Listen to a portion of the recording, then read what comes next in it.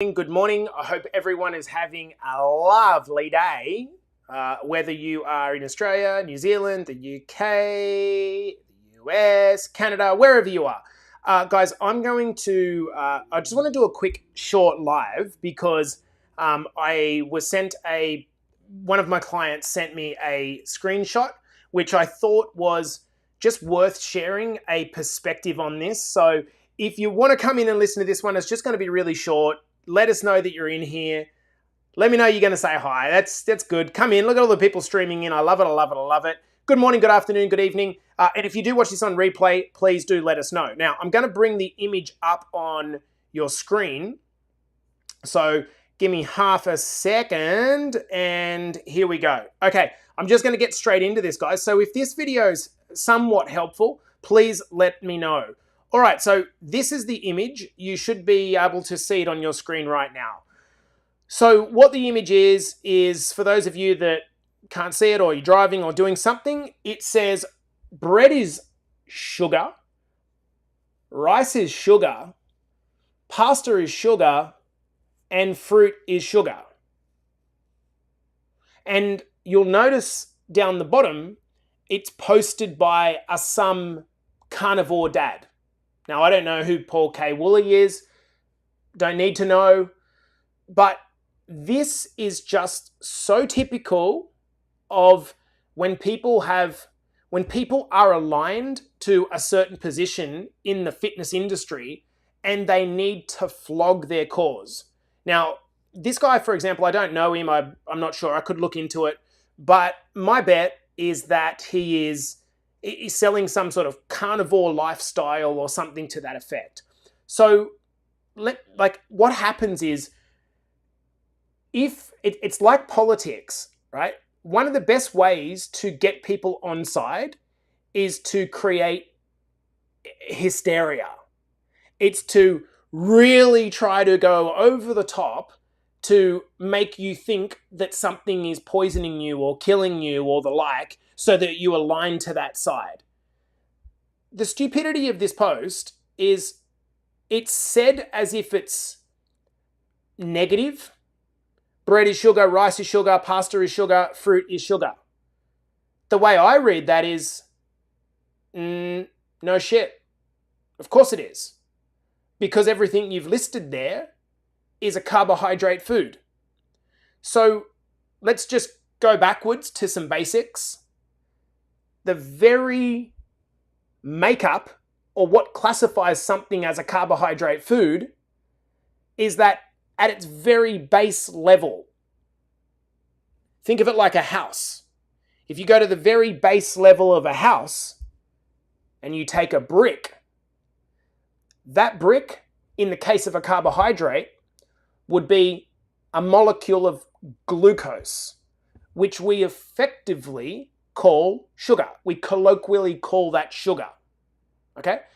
So when you have a carbohydrate, what you're actually having is a collection of thousands of glucose molecules that have been joined together in like a chain, right?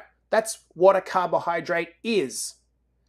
And so when we ingest it into the body, the acids in our gut break the carbohydrate down into its smallest parts, kind of like bulldozing a house. And then as a consequence of that, what happens is our blood glucose, affectionately called our blood sugar level, starts to rise. So this is completely normal. But the way that it is being portrayed in this simple post by a guy that is a carnivore dad, meaning that he is carb averse, essentially says that he's trying to drive an agenda that carbohydrates are bad because carbohydrates end in sugar. What he's neglecting to talk about, and this is true of most people in the kind of carnivore aligned or keto aligned, which is fat, fraternities, what they're failing to tell you is that the preference for the brain and the body is to use sugar. or glucose, which is why carbohydrates are important. Now, it is definitely true that you can have too much carbohydrate. And so where too much carbohydrate could be a problem is when it's at the expense of not having enough protein or not having enough good, healthy dietary fats for your cholesterol levels. Carbohydrates don't have a hugely important role, but if you're like me, you love eating them. And the reason you love eating them is because they're the part of the diet that actually tastes good.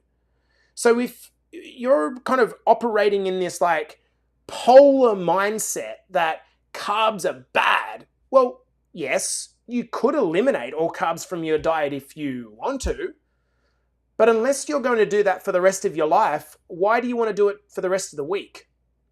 There is a style of eating which moderates carbohydrates and that I teach that doesn't go in excess of carbohydrates, but doesn't demonize carbohydrates or try to fearmonger people. Carbohydrates, there is nothing wrong with them in a modest amount. And you get these proponents of carnivore and keto who sit on the outliers that try to tell you that carbs are bad. They're not bad. They contribute calories. And as long as you're hitting, from a weight loss perspective, as long as your calories are contained and you're getting enough protein in your diet, there's absolutely no reason why you can't enjoy bread, rice, pasta, or fruit as is listed here. But what it is that as a reader, this guy, Carnivore Dad, assumes that you accept that sugar is evil. It's not evil. It's the end outcome of you breaking down any form of carbohydrate. So should you have a diet that is heavy on carbohydrates at the expense of your protein and your fat? Definitely not. But there is a role for carbohydrates in the diet. And to those of you that are trying to omit carbohydrates totally and really, really struggling because now your eating sucks and you don't enjoy anything, well, then you've got to ask yourself, if I can't last till the end of the week or till the end of the month, how the hell do I think I'm going to do this for the rest of my life? So I just wanted to come in and kind of add some fire, I guess, to a post like this, which for me is stating the obvious. It's kind of like saying meat is protein. Yeah. That ocean over there is water. Yeah. These carbohydrate foods break down to sugar. Yeah. But that doesn't extend to those carbohydrate foods being evil. Eat your carbohydrates in modesty. Make sure that you're hitting the most important of these nutrients, which is your protein target, and go back to enjoying your life. See you guys.